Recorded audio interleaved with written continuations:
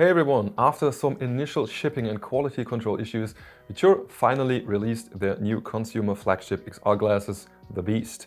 And today we're going to find out if they're any good and talk about the pros, but also the cons. While VITURE sent over this review unit, and yeah, the provided links are affiliate links, the video is not sponsored and I will give you my honest opinion and really we'll also talk about the issues here. Okay, but first I really want to talk about the most important thing for me that almost nobody else seems to mention, and it made me wonder if not that many people are actually affected, because this is an issue that other XR glasses manufacturers have as well, and I'm talking about the fact that some people, not everyone is affected, cannot see all four corners and edges at the same time with previous models, or at least some of them are always blurry.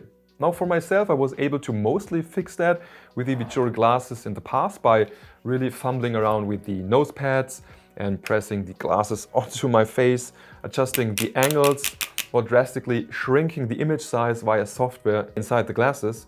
But the Beast finally resolved that issue with the now huge 58 degrees field of view compared to the only 46 to 51 degrees field of view in the past.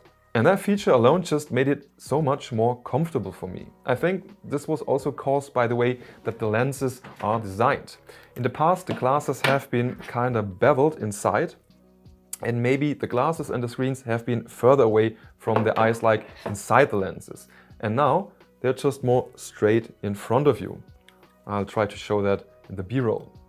Also the fact that the smooth follow mode, where the picture does not react on every micro twitch of your head, and it's kind of like an image stabilizer for your phone's camera, and also the spatial anchor mode where you fixate the screen in a virtual position arm. They are now included in the glasses themselves and they work great for the most part. But we'll talk about that in the issues section.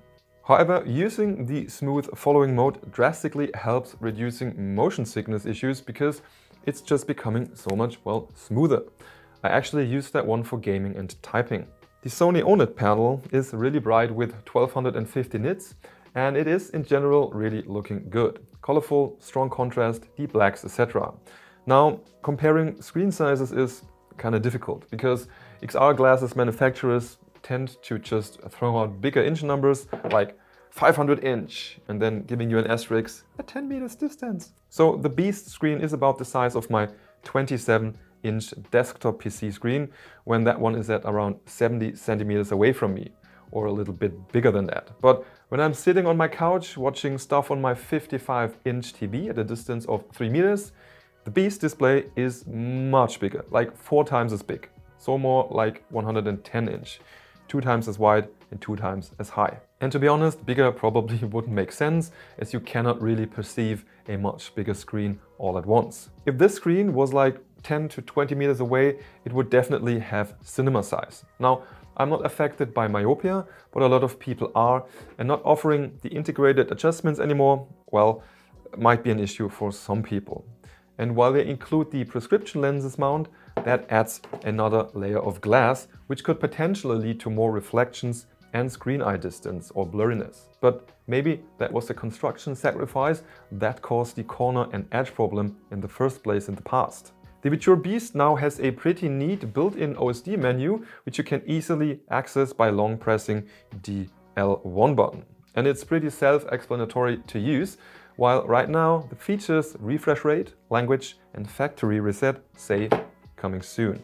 The built-in 3D function works fine with side-by-side content, but there's not that much content easily available, to be honest.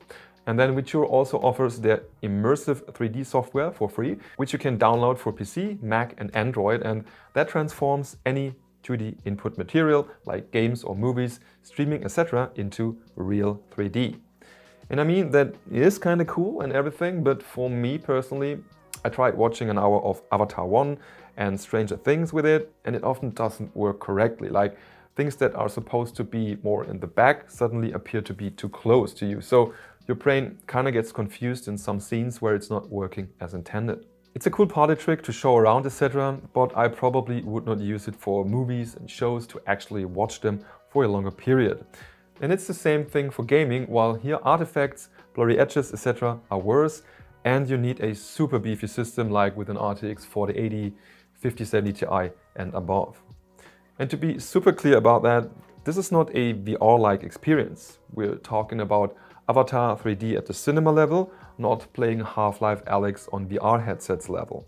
Once again, the built-in Harman Audio EFX system is good. It's not the loudest though, and I know some people don't really like it. But I'm not an audio aficionado, to be honest, but you can always use your own headset instead, of course. Still, I'm usually only using the integrated audio at home, and it's fine for me. I was even playing Arc Raiders with it, and I always immediately knew where my enemies around me are. If your speakers in here sound distorted, which they should not, there's an issue. Try a firmware upgrade or, well, send them in. Using them on a train, etc., I would probably prefer a headset or in-ears though.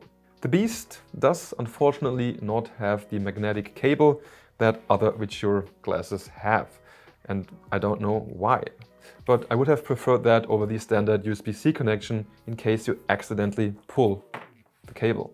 Now, I don't think I personally would really use XR glasses for productivity for a longer time, though I'm 100% not kidding when I say I actually was using them for writing parts of today's script when sitting on my exercise bike, because that way the screen is just so much bigger than on my small laptop. And thanks to the smooth follow mode, it actually works quite well, and I have to admit that was more fun than it should have been. The frame here is now supposed to be 100% metal, and it is not translucent anymore. But to be honest, to me, it feels like it's plastic.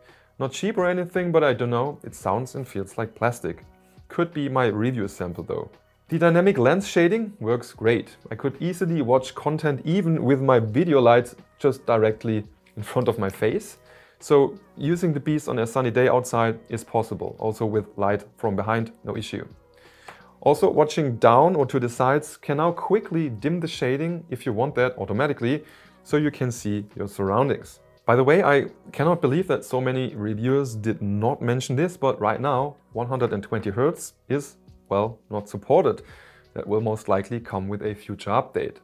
As of today, it's limited to 60 Hz only, which will cause screen tearing with faster FPS games. Now, I'm confident that it will be fixed soon, because their previous models like the Luma Ultra, they can do that, but still, it's a coming soon feature, so keep that in mind. Now, this is what the integrated camera in front of the Beast looks like, and this is what the integrated microphone in the Beast sounds like. And I was trying to use the integrated microphone inside of here to play Arc Raiders using the proximity chat, but I don't think it works really well. You can hear that it's a bit distorted and the sound is too low.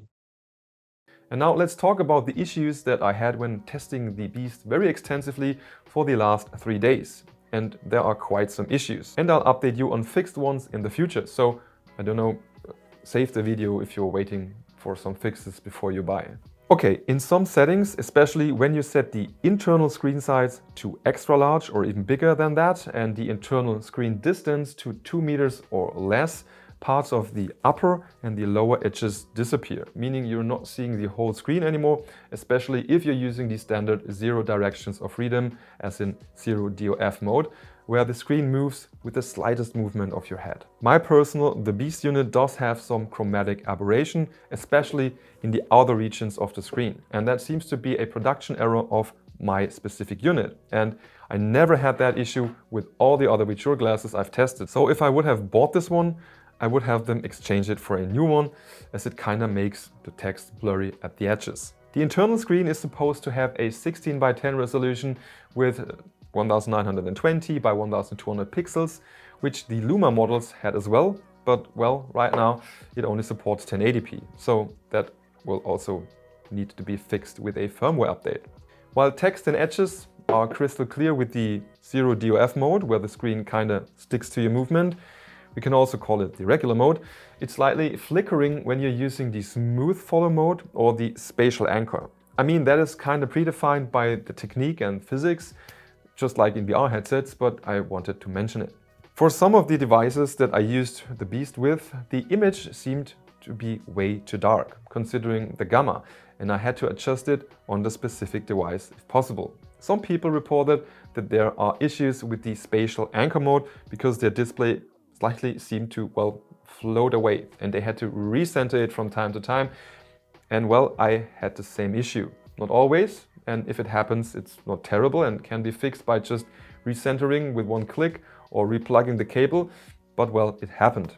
And apparently right now or ever, it cannot be calibrated as previous models, so I don't know how or if that will be fixed. I also had a similar issue with the smooth follow mode. When I wanted to see the very upper or lower edge of the screen, the whole display would always slowly move in that direction. So if I'm like, for example, switching through a bunch of browser tabs, the screen would just move up and up and up, while doing so as long as I need to see the upper edge of the screen. Also, the glasses get pretty warm after a while at the upper right edge, right here. I mean, it's not hot, but it's warm, and you can feel that if you're pressing them against your forehead. And last but not least, it's not really an issue, but you have to be aware that for the smooth follow mode, the spatial anchor mode and the ultra wide mode, the content of your screen will get cut off if it's not within your range. Meaning, if you move your head to the left, at some point the content on the right side will just disappear and be sharply cut off. It's not like in VR, meaning you could sometimes miss stuff that's happening on your screen and you're not noticing or seeing that. Also, when I was playing on my Switch 1 using the VITURE Pro docking station and the Beast, the sound was completely distorted and off and broken,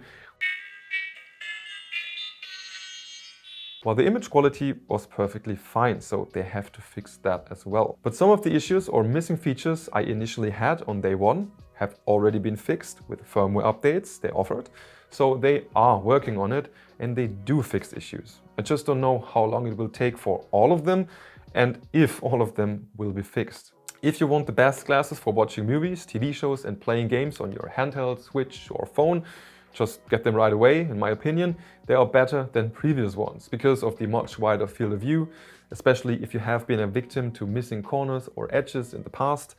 Well, for productivity, to be honest, for me, not so much. And the 2D to 3D thing, I mean, it's a nice gimmick, a cool party trick, but I don't know. I just would not really use it in the long run. I personally just use these glasses as regular screens for gaming and movies. And I'm 100% sure I will use the Beast here even more than its predecessors due to the comfortable field of view and the now built-in viewing modes. If you would like 10% off on your VITURE Beast glasses, make sure to use the discount code Hubwood via the affiliate link in the description and the pinned comment, which makes it around $495 instead of $550.